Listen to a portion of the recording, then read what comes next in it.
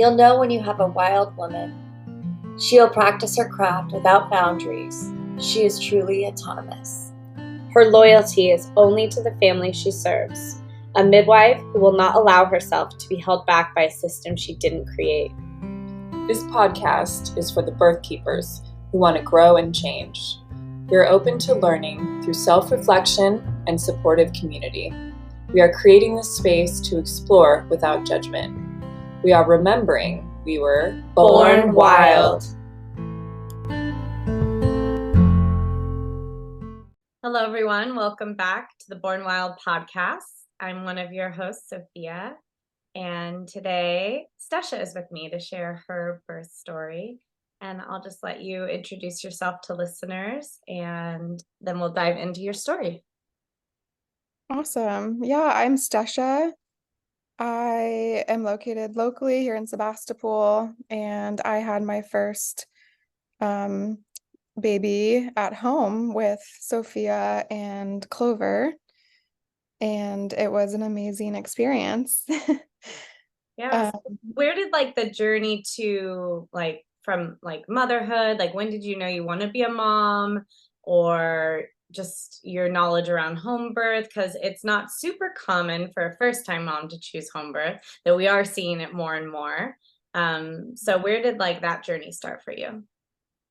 Yeah, I've always been around babies, I feel like, since as long as I can remember. My mom is one of six, and I was the oldest grandchild. So I feel like after me, just babies kept coming. And so I was always really familiar with being around them, and just knew that I wanted to be a mom at some point in my life. I feel like early on, I just always had this feeling that I wanted to be a mom. And if it was up to me, I probably would have had a baby at 20. But of course it takes two. So I ended up marrying my high school sweetheart, but we did date for 14 years before getting married. And so 14 years. Wow. Yeah, I think it was 14 years. There was a little gap there during college, but it was about that. And yeah, we got married in 2020.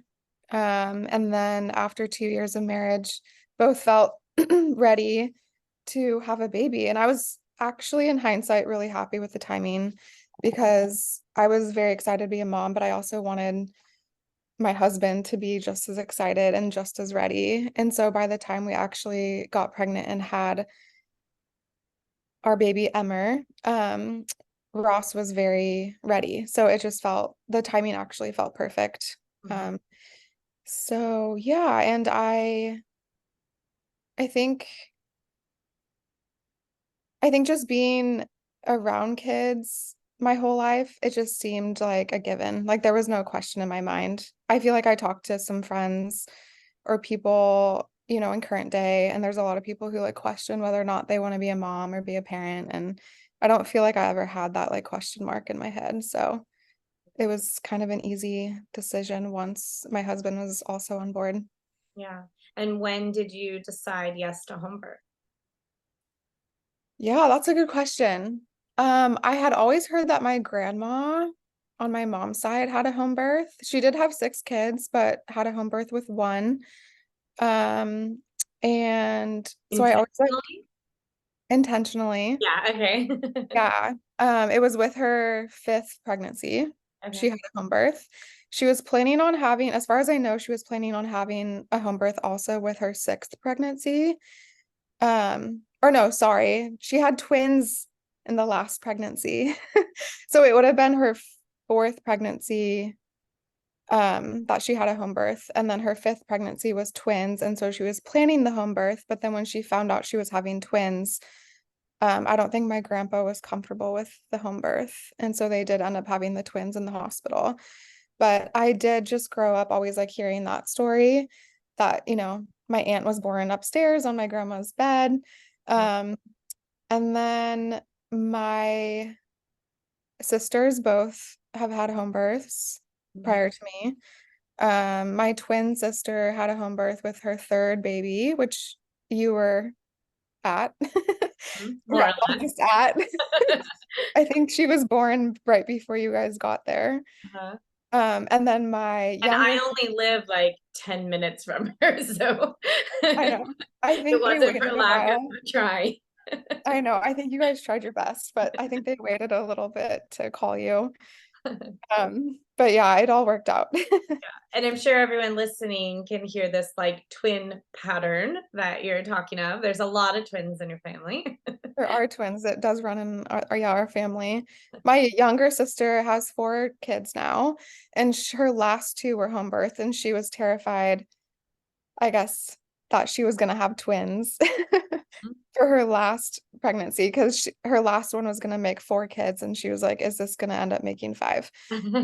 But she ended up only having one, and he's a month old now. But yeah, her last 2 pregnancies were home births, and so yeah, I had the example of them kind of before me, taking on the whole idea of home birth and doing it successfully. And I think that really helped me feel confident, that I Normalize. could do it. Yeah, normalize it. And then I think too, just like once you start getting connected in the space and you just like listen to stories or like even through social media, start following like the right people, you Mhm. start to realize that home birth does happen and like it's not um as uncommon or scary as it needs to be or like people make it out to be. And then I am a registered nurse, so I think too, like just being connected to some resources through that, like birthing centers and um, other ways of having babies felt like it was something that can happen. So yeah, Beautiful. And so intentional pregnancy? it was intentional. Yes, we decided we wanted to get pregnant after our 2-year anniversary. And then it took us about 3 months. So I think I cycled 3 times before I got pregnant. Mhm. Um, which doesn't sound like a long time, and it's not a long time, but I think when you decide you are going to get pregnant, like it does feel like, oh wait, this is taking a little bit longer than we thought it would. Yeah, yeah. I mean, I got pregnant the first time we tried, and just waiting 2 weeks was torture, to find out. So, like, to find out no, and then wait, and then try again, and no, and wait. And yeah, yeah, whether you do it for, 3 months, 3 years, I mean, obviously there's a difference, but it's still, yeah, hard. Yeah, it does yeah, just teach you patience and it's like out of control, you do what you need to do and then you just leave it up to fate. Yeah, But you always all the feel a little bit like lied to in a way because like growing up you always hear like how scary it could be because you can get pregnant and have a baby and then it's like once you actually start trying you're like it doesn't just like happen. Yeah, it teaches you like all the things that birth and parenthood are teaching you, right? About the patience and lack of control and Yes, very definitely. um, It starts then. yeah. Okay, so you're pregnant and automatically you're like home birth or does some time pass? Yeah, no, right away I was like home birth. Mhm, I think working, I hate to say this, but like after being an RN for 8 years and like working in the hospital space, you just see a lot. And you see a lot of you just see you see that the hospital is there for a great reason, but at the same time, like it just doesn't really feel like a space that you would want to have a baby or be at for any reason if you don't have to. And so I think knowing that home birth was an option just automatically made me feel like the hospital wasn't an option in my mind. mhm. Um, And this was the tail end of COVID, if we can even say that, if it does have a tail end. But so like, what was that like? Because you were still working, and what was that environment like? yeah, just as far as like working in the hospital and then choosing to have a home birth. Mhm, Well, yeah, when I was still working, I got pregnant, was still working, masking was 100% a thing. They wouldn't let you into the building without a mask on. mhm, Um, so I did, end up wearing a mask like I feel like most of my pregnancy, which I didn't enjoy, to be honest. But yeah, I think I just like loosely started sharing it with people at work. And I think the a common response you get is just like, why? Like, why would you have a home birth? And I would just say, because I work in a hospital. And like, why do I want to be here if I'm not working? Um, so yeah, and then we, And I then you think found out that you never visitors, harder in your whole life, right? Than when you were in labor. So you were working. yeah, right. I know. And visitors was actually another thing that I think I felt worried about. At the t I think when I first got pregnant, we weren't allowing visitors into the hospital, or maybe they just started allowing visitors if you had the COVID vaccine. And I just didn't really want to have to deal with any of that. I think maybe your All the partner could, restrictions. Yeah. They were yeah, and like it's like, painting a picture of what it would look like. Yeah. yeah, and I was like, I'm already gonna be under the stress of labor and having a child, that I don't want to have to then be stressed about like, can my husband come in with me? Is he gonna have to quickly go find like a COVID test maybe to get into the hospital? And I just didn't want to deal with any of that. So I think that was a small factor in my decision, but Mhm. uh And Ross was always on board with home birth, or was there ever any like worries or fears or hesitations from him? yeah, he was on board like from the beginning. I think knowing that my sisters had had home births, and then he also used to work in hospitals. He was a medical sales rep, and he would be in operating rooms, um, kind of just like supporting the OR team with joint replacements. And so he also, for lack of a better word, was a little bit like jaded Mm. when it came to the hospital. And so I think he automatically was just like, oh yeah, like if we can do a home birth and if you feel confident that you can do a home birth, then I feel confident that it's like the right choice for us to do it. It's so nice when you're both on the same page, you know? Yeah. Yeah. And I think him being in hospitals and having that experience did actually really help him feel confident. Who knows how he would have felt if he hadn't had that experience. Mhm. But I am really grateful that he was on the same page from like day one. I wasn't having to like convince him that it was like the Yeah. right thing to do. Yeah. So Okay, paint a picture of what your pregnancy looked like. How was the first trimester, second, you know? yeah, I think I contacted you when I was like 5 or 6 weeks pregnant. Because I just knew that I wanted to have a home birth, but I wasn't really sure who I was gonna have as my midwife. But since you had been at my sister's birth, I just thought you could be a good option. And I think from our first conversation, I just like felt pretty confident that like we would work well together. Um, so I never went into an OB office, Mhm. which I was happy about. I think at one point I was like second guessing if I maybe should, just to like get blood work done or like have an ultrasound or something, and like just have my insurance cover part of it or some, like just kind of have like dual care. But I think I realized that if I don't have to go into an office, I would rather not. Again, masking was like a huge thing. Just going into like doctor's office buildings isn't always enjoyable. It's like fluorescent lights and like Mhm. a little bit like sterile feeling.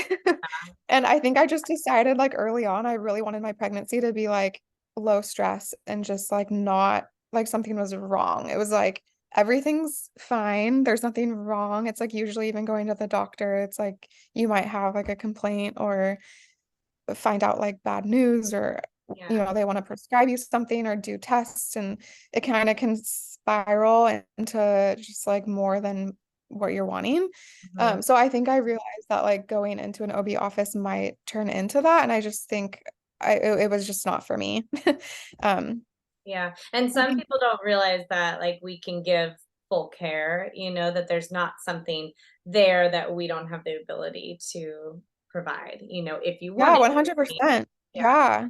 Once I learned you could do blood work at my house, I could even get an ultrasound done at my house.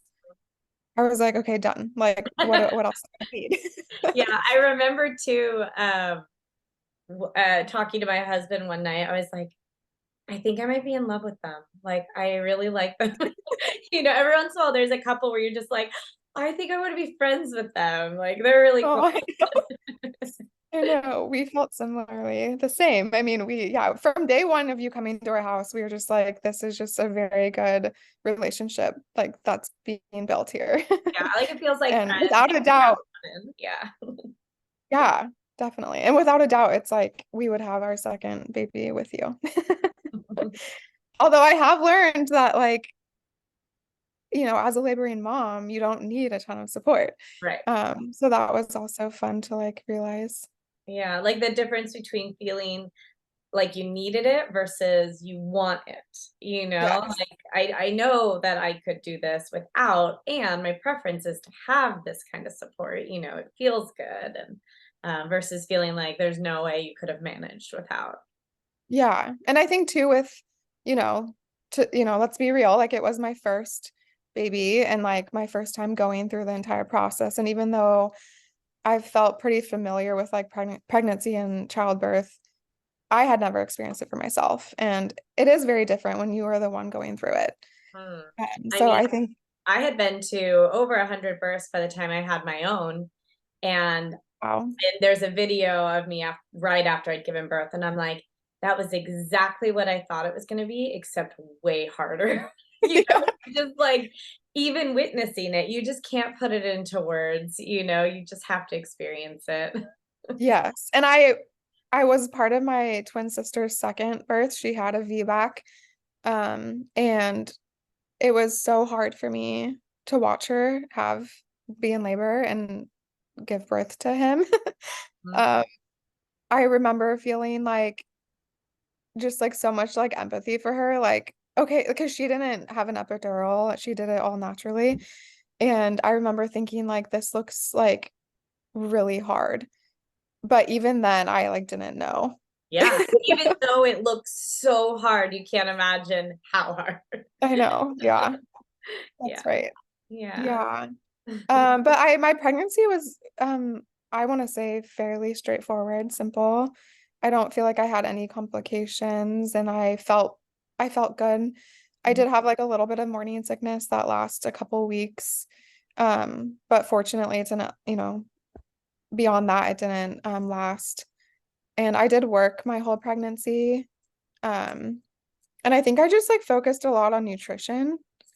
I was I gonna ask, like, what were the things in your pregnancy that you were like really proud of that you did, and like ways to take care of yourself, or like things you wish you had done a little different? Yeah, I think I have always been, or not always, I would say since like mid 20s, I've been very into like nutrition, and just like how much food can really like change the game in multiple ways. Mhm. So, I had bought the Lily Nichols book Mhm. um, about just like food and pregnancy and postpartum and everything. And so I think that was a really helpful resource for me. Although I feel like I was already eating somewhat the way she recommends, but Mhm. I do feel like my morning sickness possibly was minimal because of like eating nutrient dense foods, but who knows? I could have horrible morning sickness with my second baby. I'm probably jinxing myself. You Um, shouldn't have said it out loud. No. I know, but yeah, I think I did feel like I was fueling my body well throughout my whole pregnancy. I think on days I worked, I probably wasn't doing as good of a job just because I would have to go longer stretches without eating. But on my days off, I think I was able to like hydrate better and eat better. I think you were even saying because of the mask, it made it even hard to like even just drink water. Yeah. Yeah, there was a little bit more like strict rules around like eating and drinking in certain spaces. And so that, yeah, it does make it difficult. I was also working in a procedure room, so you can't really eat or drink in a procedure room. So I would have to wait till I would have like an actual break to hydrate and eat. So yeah, the days I worked it was a little bit harder, but I think I focused too on like when I could eat, it's like making sure I was eating a nutrient dense like snack or meal versus just like an empty Mhm. an empty snack, that didn't really have nutrients in it. And I think that really helped. Like just like hard-boiled eggs and like meat. I craved so much animal products. Like I was actually really surprised. I feel like my whole pregnancy, especially in the beginning, I just craved like eggs and meat and cheese and like kimchi. That's not an animal product, but I did crave kimchi. Does it have Like, fish oil in it, maybe? oh, maybe. But yeah, just like a lot of like, I was surprised at how much I craved animal products. Even fish, I crave so much fish. I would eat sushi.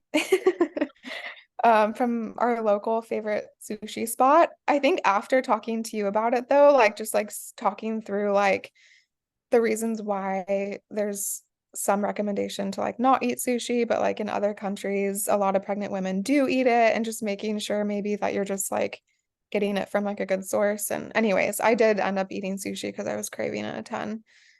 But yeah, I think that was really helpful. And then sleep, like I've always prioritized sleep even before pregnancy. And so I think that's something that can help you get through that time, is just like making sure you're getting enough quality sleep.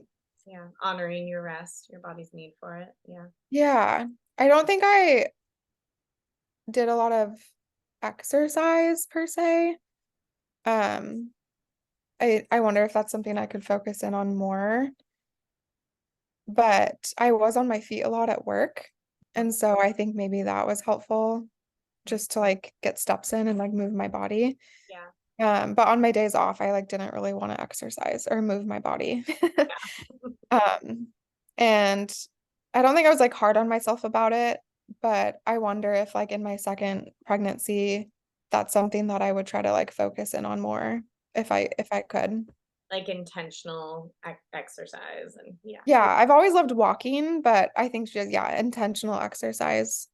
Yeah. And I think too, a good place to start, especially if you haven't been doing anything and are just pregnant, is in that first trimester, how you talked about rest and like honoring that, is like focusing more on like stretching and yoga and like more gentle things, because it Mhm. is a time for like inward and, resting. And I know a lot of people crave like carbs or, comfort foods in the first trimester, I think, as a way, like they're safer in quotes foods, because they're like really processed and not a Yeah. lot of risk of contamination. And maybe it's the body's way of like craving energy, because that's what carbs will do for you. And then Yeah. when you get into the second trimester, it's like now you have all this energy and you're feeling better theoretically and can do more like rigorous activities. And then sometimes it kind of weans off again when you get closer and closer, where you start to go inward again and are Mhm. needing more rest.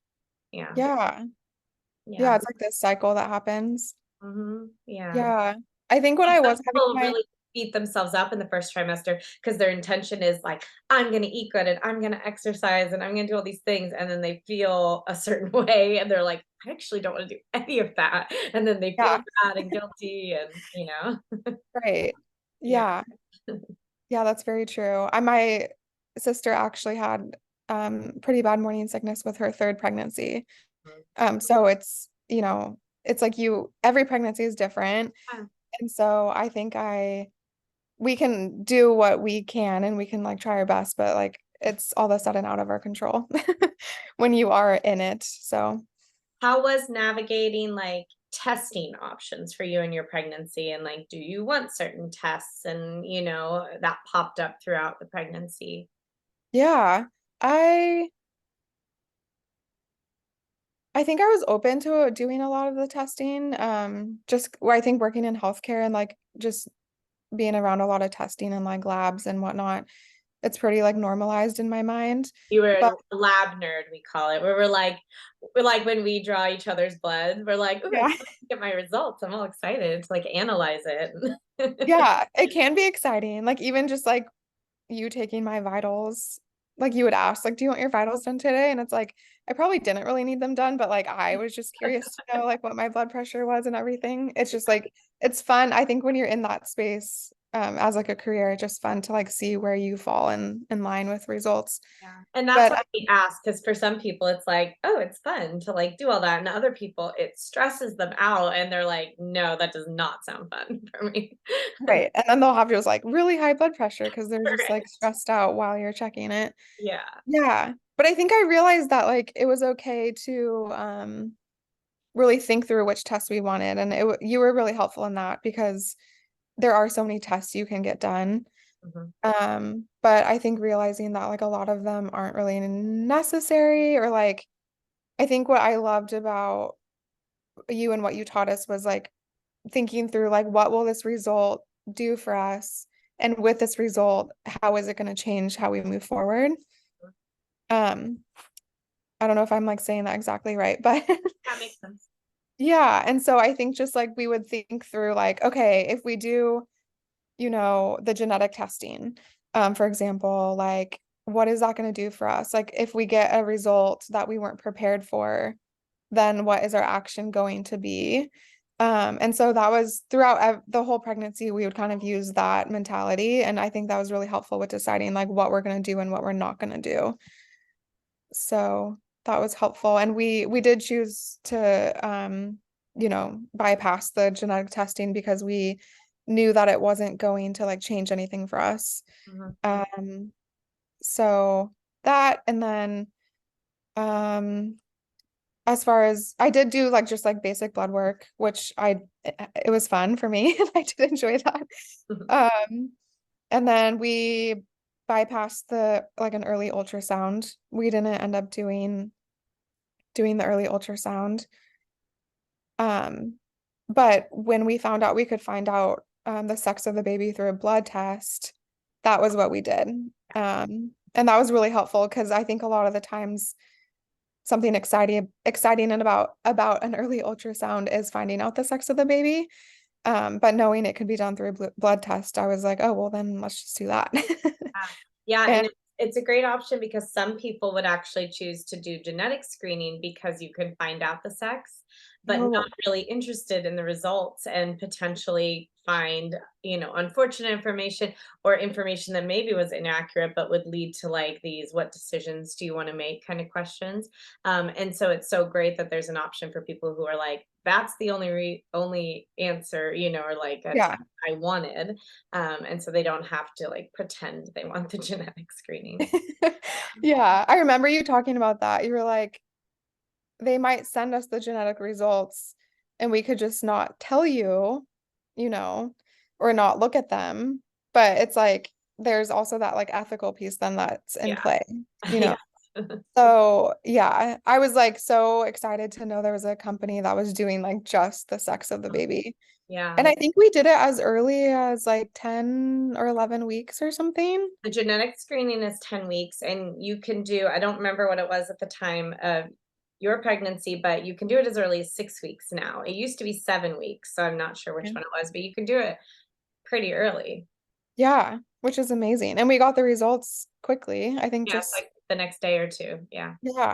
Yeah, and then you were the one to take the result to the bakery, and the bakery made us a cake. Yeah. So For that was really anyone fun. curious about that, I can put in the show notes. It's called Sneak Peek is the test. And you can buy like an in-home kit. There's a little more room for error there, like contamination. Or there are providers. We're one, but there's providers and there's like a search feature on the website where you can find a provider in your area to do a blood draw. Yeah. Yeah, it's great. Yeah. Yeah, and then we did the anatomy scan at 20 weeks. Mhm. So I think other than that, we didn't really do anything. I also checked my glucose at home, which is like with a glucometer for a few days. I would do like upon awakening, Mhm. after breakfast, after lunch, after dinner. Mhm. And after a few days when I saw my, blood sugar was in an okay range, I kind of just stopped doing it. But I didn't do the standard um like gestational diabetes test. Mhm. Um, Okay. Is there anything else in the pregnancy you want to like touch base on or navigating any fears or just, how labor began? Yeah, I think I want to share that I went to a chiropractor my whole pregnancy, Mhm. and I think that was really helpful. Anytime I would feel like my back was starting to bother me, or just like my hips or my pelvis Mhm. or my feet, I would go to the chiropractor and I would feel so much better. And I was going a few times a week. it was close to work, so it was nice to just go when I would get off work. And I really think that that made a huge difference for just like how comfortable I was during my pregnancy. Um, I know it can also just help with like sleep as well. Mm. Um, and there's a lot of benefits. But anyways, I did that and I would recommend it to any pregnant person. Um, Shout out your chiropractor office. yeah, Acorn, Acorn. Acorn Chiropractic. We'll link them. They're great. I switched to them when I got pregnant because you can go unlimited times if Mm. you are a member. And Yep. I wanted to be able to go as often as I could. Yeah, when talking with Jen, that was one of the things that was important for her, was making it accessible, because a lot of times people only go when they have like a problem or like a big thing they're trying to fix, and she wanted to be a part of people's like routine maintenance, and like for Yeah. the whole family, not just whoever needed it the most. Yeah. Yeah, it's amazing. We all go now. Yeah. Ross and my son Emmer, we Hmm. all go. So yeah, and then I think just listening to births, like talking with you at each visit about birth stories and like positive birth stories, you would always share with us and even like some share videos of like someone actually having a baby. Hmm. I think that was so helpful. Um, Especially for Ross, I would say, Hmm. because he had no clue like what was going to be happening. And I had somewhat of a clue, but I think it was just, yeah, really helpful to just like hear other stories and like how things can be so similar, but also very different. Like every birth can be different. So that was really helpful. And then just like reading birth stories too. I think you like recommended that, but like Ina May's book has like positive birth stories in it. So I got her book and like would read through it because there can be a lot of like negativity around childbirth and a lot of fear around it. So I think trying to like keep those thoughts like out of my head was really helpful. Yeah, because especially as a first time mom, you don't have the, oh, I've done it, I can do it again, behind you. There's still this like question of like, oh my gosh, what is this going to be like? And can I do it? And, Yeah. so it's nice to hear first time moms sharing positive stories, because a lot of times you have to get through, when you're listening to birth stories, the traumatic first birth and then the redemptive second birth. And you're like, okay, wait, like, can we just have like a positive first birth, and not have to like have a redemption birth? Uh, Yeah. so I keep a list of positive first time mom birth stories, because it's just kind of like a different category. Yeah. I Yeah. know I remember you telling me that I should be prepared to be in labor for like at least 2 days Mhm. as a first time mom. So yeah, I think just like there's a lot of like mental preparation that happens throughout your pregnancy and just trying to like stick to the positive, stick with also like being realistic and then also not, yeah, like not letting fear take over. Mhm. And just being aware if that's happening. I think in Ina May's book, she like talks about even like women in birth and how if you let fear start to take over, like your cervix can close. Mhm. And I thought that was very interesting. So I think, yeah, just very much sticking to like the positive mindset was really helpful. And I think having a lot of positive people around me was also helpful. People who like believed in me, believed it could happen, and not, put fear into like the Yeah. universe. Maybe not your work, but like family, because Yeah. some people, they have like either it's work or it's family, or it's like somebody is like throwing in, the negativity. So at least it's nice to know that your family was probably all really supportive. Yes, they were. Yeah. Yeah. Well, let's go into your birth. How did it begin for you, and what do you remember from it? Yeah. How It's far like along are you? it's so like vivid, but yet like kind of distant now, Yeah. which they say can happen. Uh-huh. Um, but yeah, so I think I was like 40 weeks and 3 days, I Two. think. 2 days. I was looking Okay. at the chart. Yeah. Okay, 40 weeks and 2 days. And it was 10 p.m. on a Friday night and we were going to bed. and I had bloody show. And I had always like heard, everyone's like labors can start differently. And I had no idea how mine was going to start. But yeah, so I noticed that. Um, and again, I questioned like, is this really labor? Mm-hmm. But it was bright. It was like bright red blood, which I hadn't seen. Um, I guess I don't know if I should backtrack, but that reminds me that at 14 weeks, I did have some bleeding. And I panicked because I thought maybe I was miscarrying. And I called you and we like talked through it and everything ended up being fine, obviously. But that was scary for me. Yeah. Um, but anyway, so I had bloody show that night and I texted you. And I remember I texted you and Clover and Ross was in our group text. And I remember you just saying like, all right, everyone to bed. Like get sleep. Um, and so I remember thinking that was kind of funny because I'm like, here I am, like wondering if this is labor, and then I'm supposed to now go to bed and like go to sleep. Like, how do I sleep now? Yeah. But we did. And my mom was staying with us at the time because she was planning to be here for the birth and then helping like postpartum. And so I also told my mom, and so we all went to bed. And around, I want to say like 11 or 12 p.m., I felt like that first contraction. And it was very mild. It just felt like a period cramp. Um, and so I stayed in bed and I did, I think, like get some sleep. I was kind of just like dozing in and out.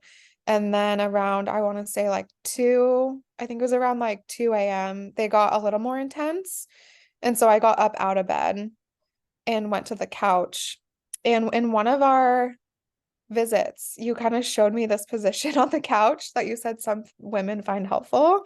And you kind of just like lean on the back of the couch and then you can like sway back and forth if you need. And then when the contraction's over, you kind of just like lay back down. So that's what I did basically from like 2 a.m. to probably like 5 or 6 a.m. The contractions felt very like manageable. I would just like sit up on the couch, sway back and forth, and then like lay back down. And at that point, I was by myself. Ross stayed in bed. My mom was like in the other room, although she knew I had like gotten up, so she like would check on me every now and then, but I was kind of just by myself most of the time. And then I think around like 6 or 7, they started to get a little more intense, and I felt like they were getting closer together. Um, and so my mom recommended that I text you guys to let you know. But I was still not convinced that anything was really like happening. I was like, these still feel like pretty comfortable. Like, I don't really know what this means. But I think as a first time mom, it's hard to know like where this is going. If you're gonna still be laboring for like another 2 days or if it's gonna happen If quicker. someone's like, is this mild or moderate? And you're like, well, I don't know what the end feeling is, you know? Yeah. At that point, I would say they started to get a little more moderate. Like I was starting to then have to make like more like noise maybe. Mm-hmm. Or I would have to like actually get up and like walk or like move with my contractions. So I would say at that point they were like getting more moderate. Mm-hmm. Um, so I did notice that. But yeah, you guys got here, I think around like 8 or something, like 8 a.m. maybe. Mm-hmm. Um, and I think I ended up transitioning into like our bedroom at that point. Well, your And waters opened. yeah, shortly after you guys got here, I think. Mm-hmm. Yeah, I Right? think it was before we got there, you kind of like called to report it. But we got there shortly after. Okay. And I think I remember being a little confused on whether or not they actually did. But after we had talked about it, I think I realized that like, oh yeah, no, I think it did because it wasn't like a gushing. Mm-hmm. It was like more like a leak. Yeah. It Yeah. felt more like a leak. And so that happened kind of early, I guess, like Mm-hmm. earlier in my labor. But I do remember my contractions starting to just get more intense like after you guys got here, but I didn't even know what they were going to get up to. Yeah. So I labored all day. And then I ended up having him like at midnight, basically that night. So my labor was what, like 26 hours? Yeah. Yeah. And I at one point remember being able to just like have conversation in between contractions and like feeling like everything was kind of like okay, to not feeling like I really was getting to like rest much. Or I felt like I did in hindsight, I almost feel like I realized when I was going more internal, like I wasn't really like talking much to people as much as I had been. Um, but I don't know when in the day that happened. I feel like the day was a little bit of a blur for me. Um, and then let's see. I do remember having a lot of back pain. I don't know if he was posterior and then he ended up I don't remember exactly like why I was having back pain because I just know that having pressure put on my back was really helpful. Yeah. Having back And pain is pretty common in labor. Usually, like the difference would be like if you're having cramping sensations in the front, wraps around, and you have pain in your back versus like stereotypically true posterior. It usually women report it feeling like some horrible thing, like a knife stabbing in their back, and that's the only sensation they feel, or like a knife okay. on fire in their back, or something like that. Um, Yeah. I versus was feeling it in the front. Yeah, I was feeling it in the front and the back. yeah, yeah, but that back support feels so good regardless. It Yeah. did. Yeah. We had a tennis ball and I remember you guys and Ross were like rotating through just like putting back pressure with the tennis ball and that was really helpful. Mhm. Yeah. Yeah, on the toilet, like kind of facing backwards. One of my memories was, I don't know, anytime you're like, do you guys have any suggestions? We're like, you don't want it because we're gonna have you go back to the toilet. Yeah. You're like, oh, the toilet. But I know. I didn't love the toilet, but I remember at one point you used a stool that we had and I was on the toilet and then I would rotate which leg was up on the stool. And I that probably did really help because I feel like things started changing after that.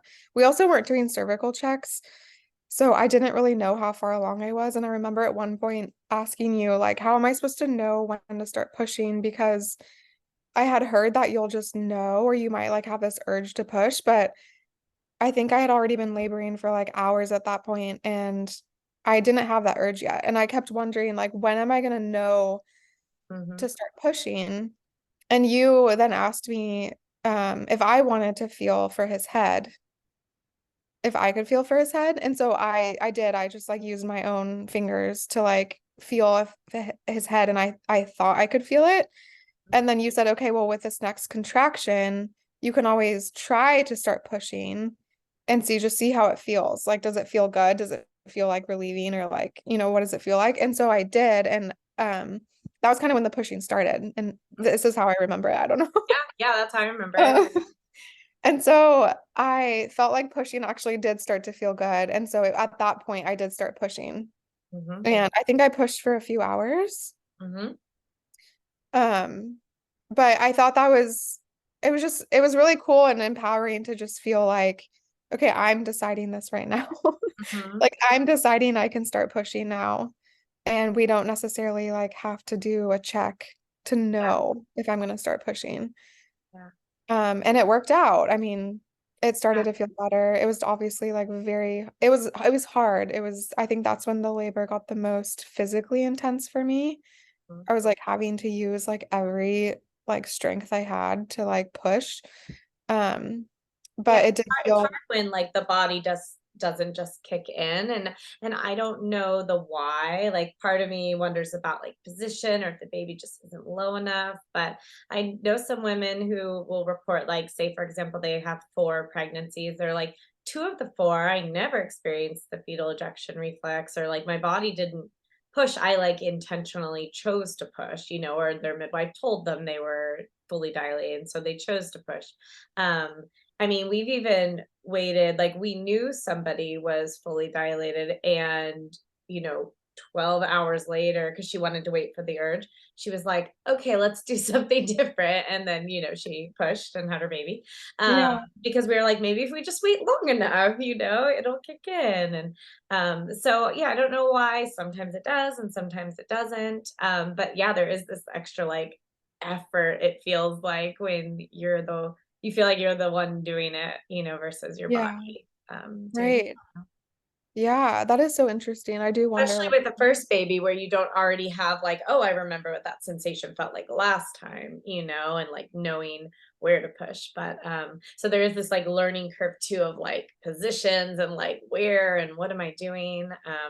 But yeah, in yeah, terms of like checking yourself, if that doesn't kick in, if you feel your baby's head, you're probably completely dilated. And there is a difference between feeling your baby's head behind your vaginal tissue versus like touching your baby's head. Those are right. different things. Yeah. And then when you trial pushing, we usually ask, like, does it pinch at all? That's usually the sensation you get if you're not fully dilated. It pinches, or it doesn't feel productive, or it just doesn't feel right. Versus Hmm. like, I can feel my baby moving down. This feels actually better than not pushing. So Yeah. so if anyone is experiencing like not having the urge, and doesn't want fingers other than theirs inside them, those are some things you can try. Yeah. I found that really helpful.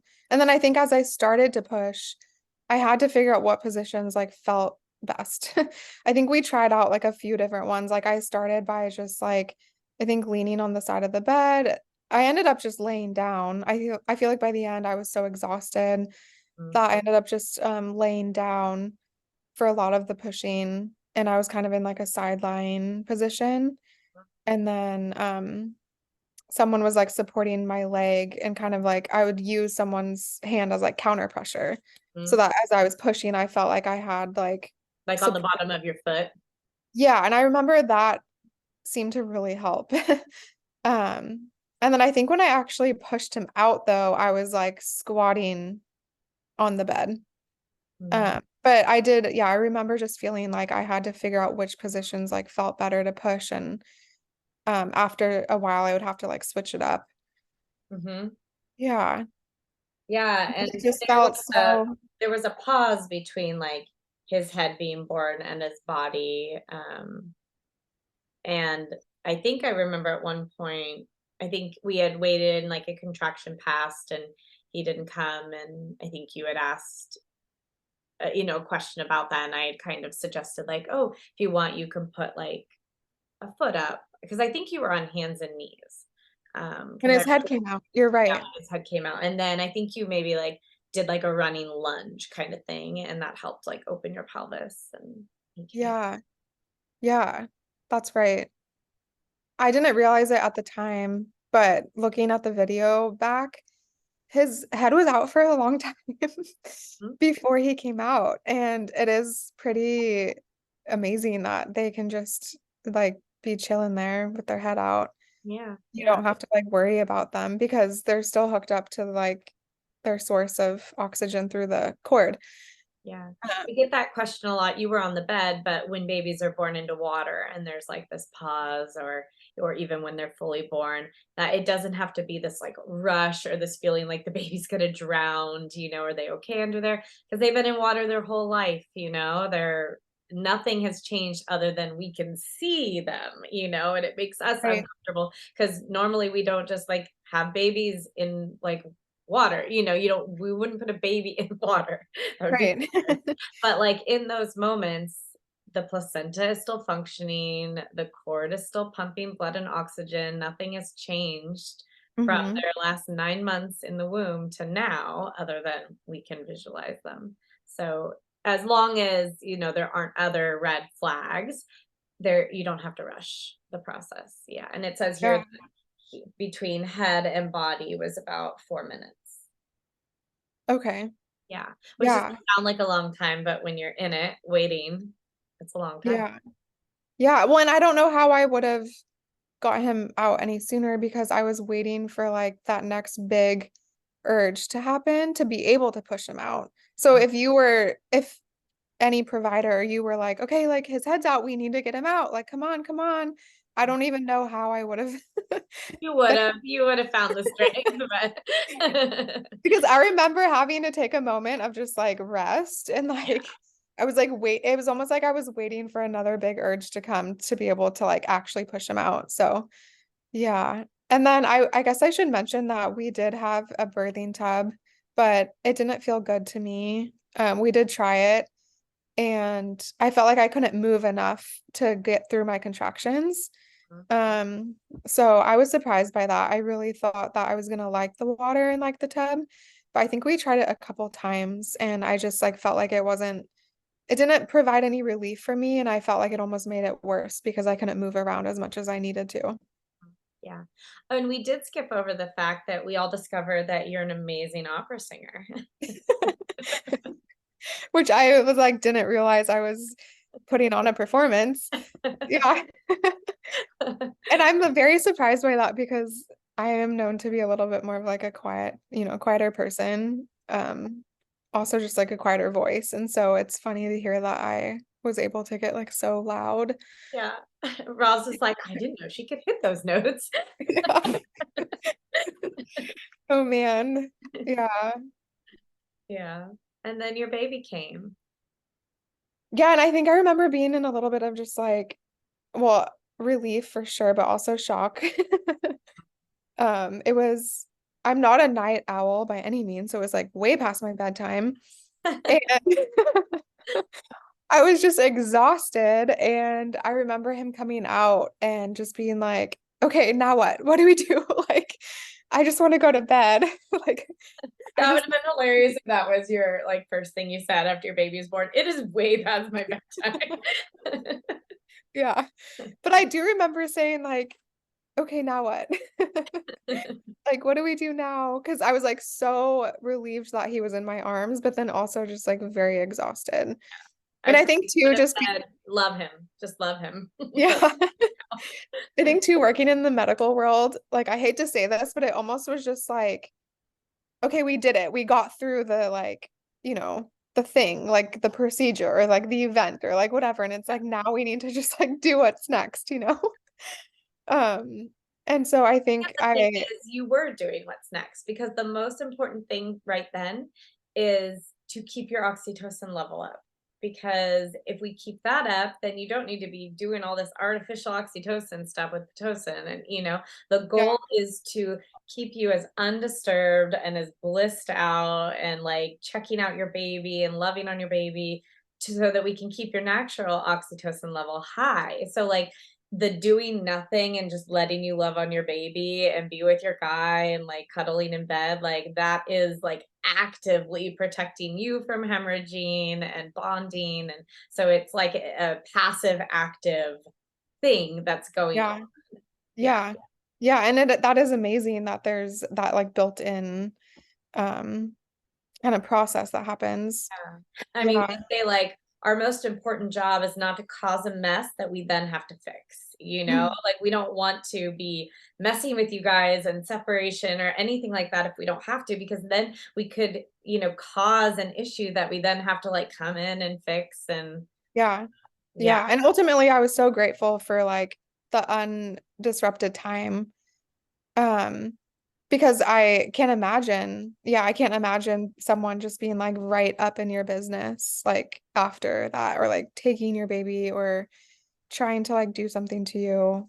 yeah. Um, yeah. And I don't know, there's still this question on who touched Emmer first because he was born onto the bed. And then Ross and I think in the video you see Ross and I almost going to grab him like at the same time. And so I think it was almost like a tie. Like I like grabbed I onto will him and say that if you reached inside yourself and touched his head with your finger, you were the first to that touch. is true. We haven't talked about that. But it was really sweet to have us both like kind of go and pick him up and bring him to me, like Uh-huh. up to my chest at the same time. I Yeah. have to say that yeah, that felt just like a really sweet moment. Um, yeah. And then you guys were there to just like do the newborn screening or the check after we had some time. Um, and then I think you guys left around like 3 in the morning. I don't know exactly what time you left, but Sounds about right. yeah. Way past our bedtimes too. Well, I do remember also thinking that, like, wow, they're still here. Like, they need to go to bed. Like, they need to go home and rest. They must be exhausted. What do you remember from your placenta? I remember um feeling a lot of pressure, um, kind of like at the base of my pelvis. But I was like, so I think I asked her, somehow it came up like, oh, my placenta detached. Um, but then I needed to like push it out. Hmm.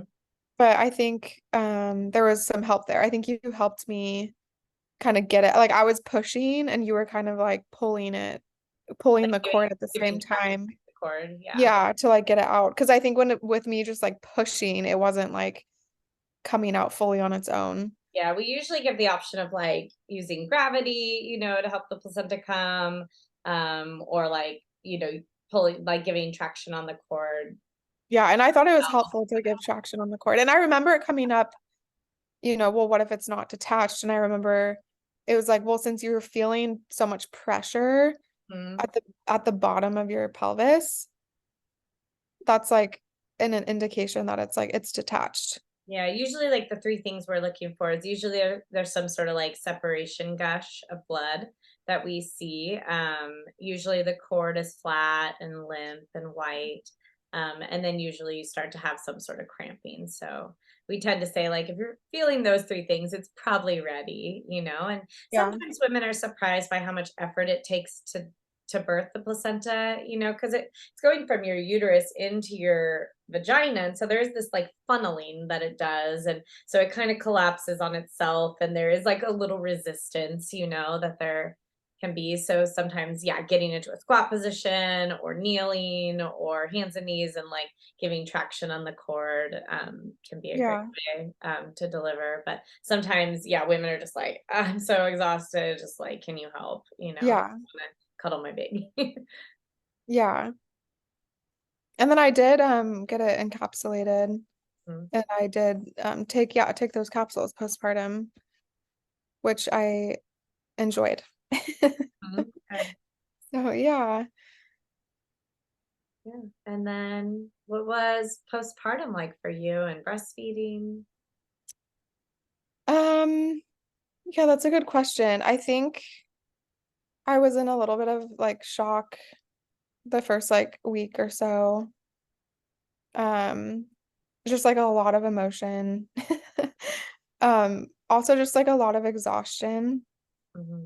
Um, but I did really try to just like lay low and stay in bed and rest as much as possible, which I think I did do a fairly good job at. My mom was staying with us postpartum.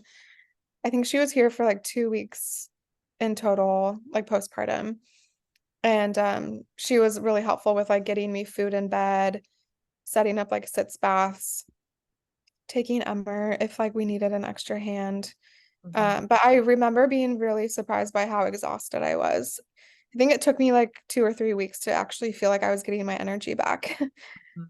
And I was getting acupuncture done also throughout my pregnancy, and my acupuncturist came and did like a home visit postpartum, and so that was really helpful. And then she did recommend some like herbs, um, to like just like help with like building blood and like getting energy back. I forget what they were called, but I think that was really helpful. And then I also started taking beef liver capsules, which I hadn't done during my pregnancy.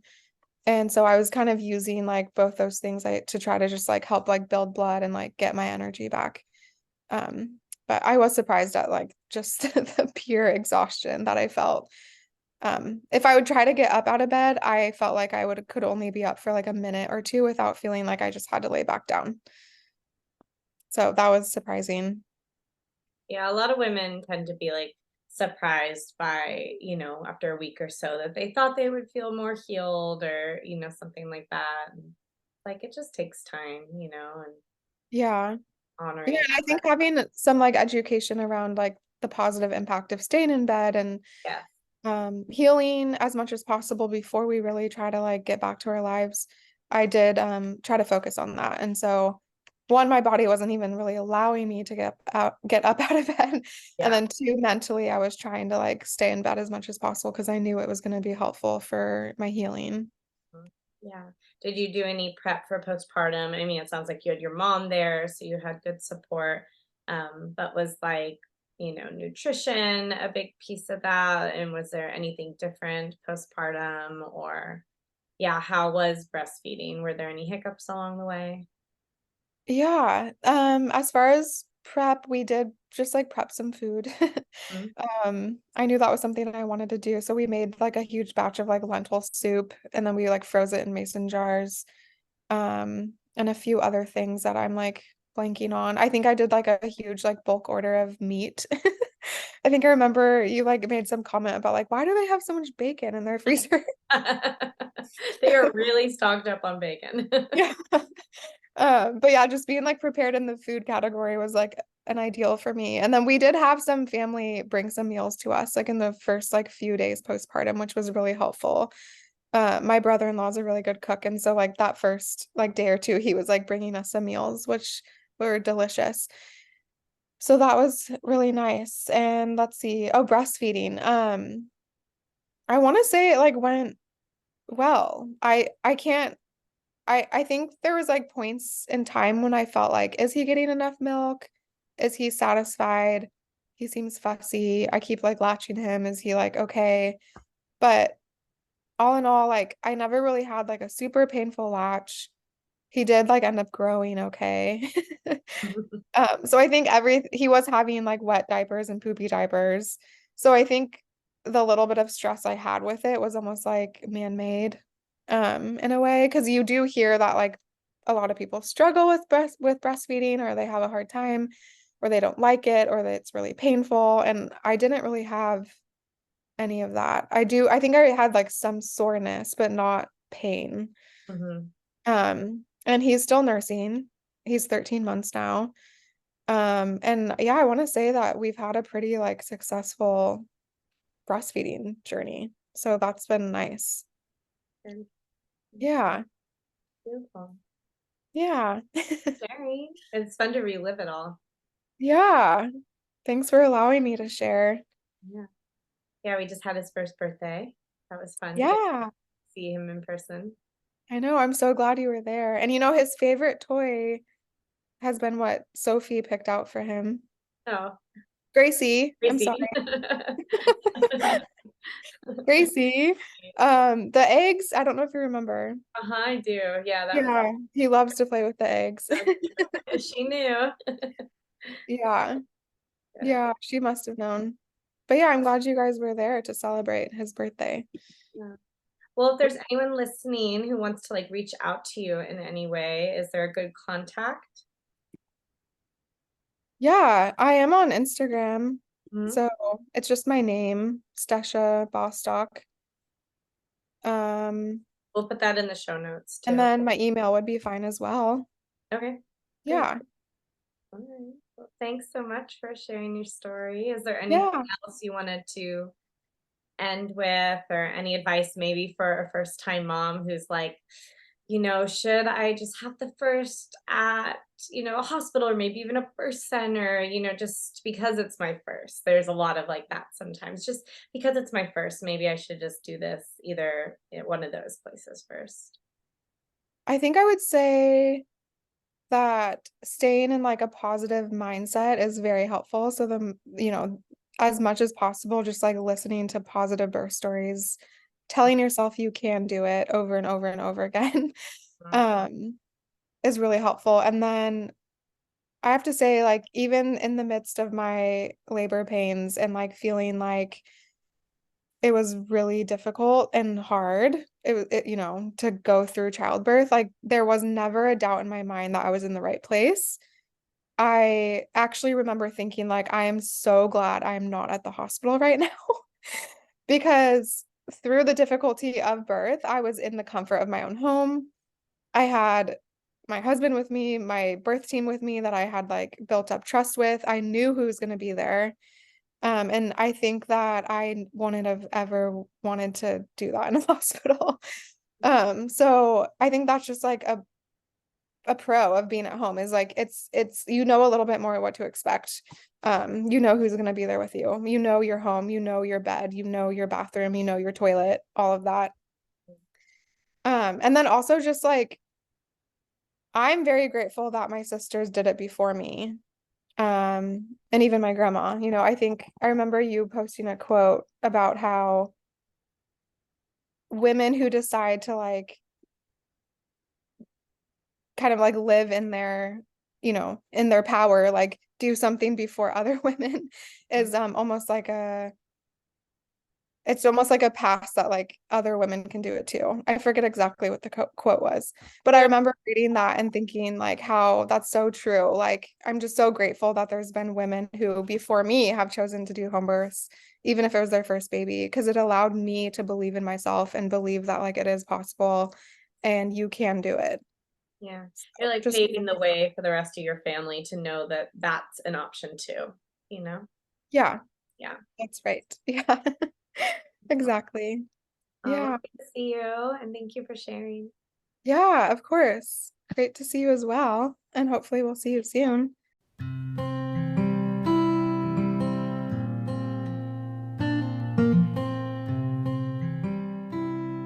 Okay, everyone, that's it for today. Thank you for listening to the Born Wild podcast. If you enjoy our podcast, please rate, review, and subscribe every week to get the latest one. And please follow us on Instagram at Born Wild Podcast, as well as Facebook. You can also write to us at info@bornwildmidwifery.com, as well as our website, bornwildmidwifery.com. And remember, Stay wild.